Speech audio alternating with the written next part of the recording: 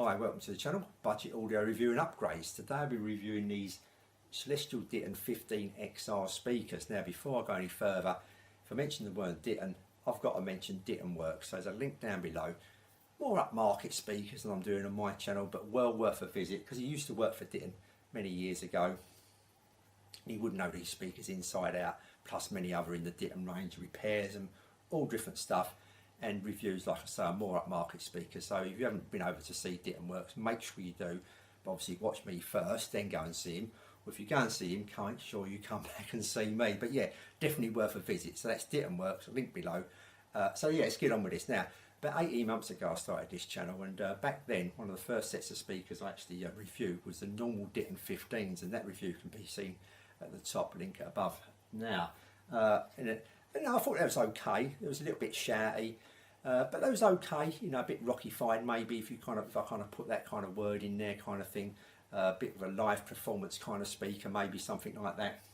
So what I'm going to do with these is compare them against them 15s, and obviously compare them in their own right as well. But when I start taking these apart, I'm going to show you the insides of these, and I'm going to compare them also with the normal 15s, so you kind of see the difference between these 15XRs and the 15s as we go along. So let's stick them on the floor and have a little look inside. Right, there's the unit on the floor. As you can see, it's quite good shape. You know, most of these do keep in good shape, these speakers. Seeing how old these speakers are, you're going to get a few little scratches in that around the side, not as someone's had them from day one kind of thing and kept them in absolute mint. But when you're moving them around the house, etc., or selling them on second hand to someone else, you're going to pick up a few little scratches and marks, etc. You know, it's kind of part of the speaker, really, like, you know what I mean? So nothing really too much to worry about. Kind of gives it that character. There it is with the drivers out, and there's a top-down view of the cabinet. And if we just sneak the camera inside, show you the bracing inside the cabinet there. Now, if we little look at the crossover here, you can see it's two coils, one capacitor, pretty much the same as what it was on the original Ditton 15s. That was two coils, one capacitor, I think, if memory serves me right. And just make sure these yellow arrows I've got here, just make sure that these nuts are nice and tight. If you're going to have the confidence to take your speakers apart, just make sure these connectors are nice and tight, because they do come loose. It's, you know, same as the nuts holding the actual drivers in the actual cabinet. They do come loose over a period of time, bass, etc., like vibrations and all that, little vibrations. So just make sure they're nice and tight. Don't go mental and ruin them and like cross thread it or something like that, or shear it or anything like that. You know, just, you know, within a reasonable amount of force kind of thing, but do them nice and tight. Same with that connector. Push that connector in nice and tight, because you know, it could wobble about a little bit. Same with the connections on the speakers themselves. Actually, you know, the actual wires going to the speakers are kind of these push-on clip things. Make sure they're nice and nice and tight. You may just have to crimp a little bit with a pair of pliers or something like that, because you want a nice tight connection. Okay, so we have a little look at the tweeter. This is an HD 1000, and there's the front. And we flip it over, there's the rear of the tweeter, and we've got the main driver. This is an 8-inch driver, and if we look at the rear of it, that's the rear of the driver. And then we quickly look at the radiator as well. This is an 8-inch passive radiator, and there's the back rear, whatever you want to call it, of the radiator as well. Now, just as a little bit of fun here, really, I thought I'd show you the normal Ditton 15 speakers. This is the first speakers out of the Ditton 15s. There's the tweeter in that, up against the tweeter in this this particular 15XR. So you just see the difference in the two tweeters. That tweeter didn't have quite as high a range as this tweeter. This one goes a little bit further frequency wise. Do the same with the drivers. So you've got the two drivers next to each other, and as you can see, this XR driver has a lot less depth than the original 15 driver. Like, I think, when I took it out, and like, obviously I knew, because I had the other driver and I knew the other driver anyway, I thought I was kind of got short-changed here. I thought, hello, I've been ripped off here. Like, there's stuck a cheap driver, you know, half a driver in here, so to speak. You know what I mean? I felt a bit, you know, ripped off, but you know, it isn't the case. But it's just a feeling you get when you've got a chunky driver 1 minute, and all of a sudden, you know, with the next model, the upgraded model, they've swapped it over, and you think, well, this driver's half the size. What's happening here, kind of thing. And it's got a slightly smaller magnet in these 15XRs compared with the original 15, as you can see. And we're going to stick the radiators against each other, these passive radiators. And as you can see, the ones in this 15XR speakers are a lot less depth and hasn't got two sides to it, so to speak. as the original one, so you kind of feel a little bit ripped off again there. You think, hello, they've cutting corners here, they're cutting costs. Well, I suppose they are cutting costs, but they didn't cut any corners. And I thought I'd have a little bit more fun here, like getting a bit carried away maybe.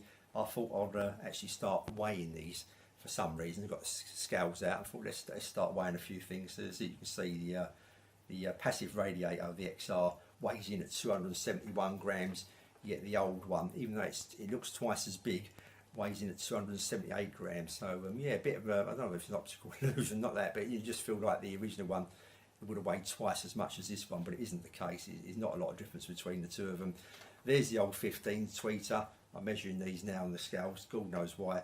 And there's the XR tweeter. As you can see, the differences there. The old tweeter was 298 grams, with this new tweeter 649 grams, bigger magnet, etc.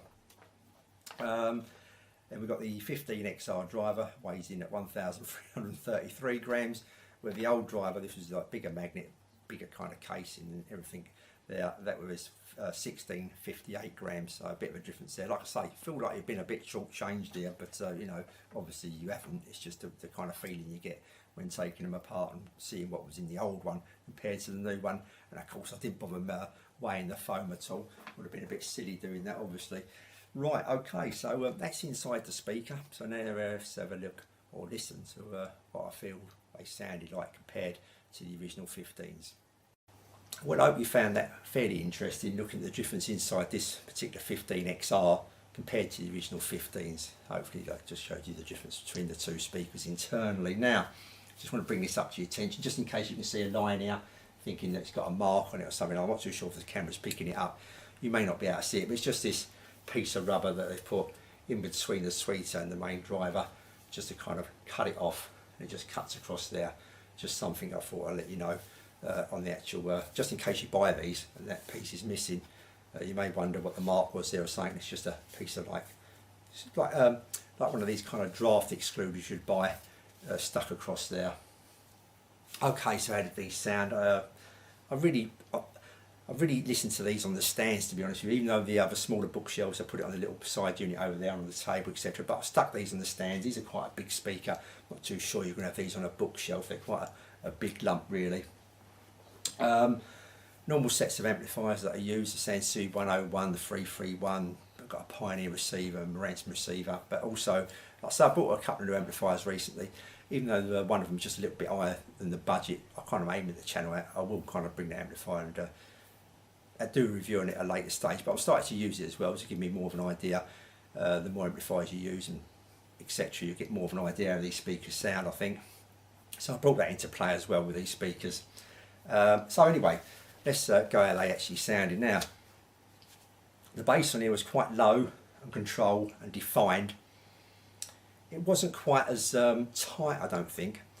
You know, it's fairly tight, but not quite as tight as it was on the original 15s. Just felt them original 15s had more punch and was a tighter bass than they are on this one here. Now, that's probably maybe something to do with the radiator on here, the actual main driver.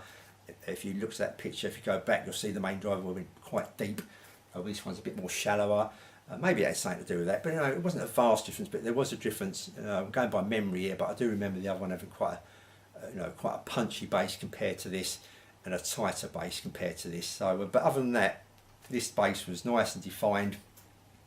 It was nice sounding, just that little kick and the punch. It was a smoother, more refined than the 15s, the original 15s, and in its own right, sounded quite nice, quite a nice sounding bass, quite controlled.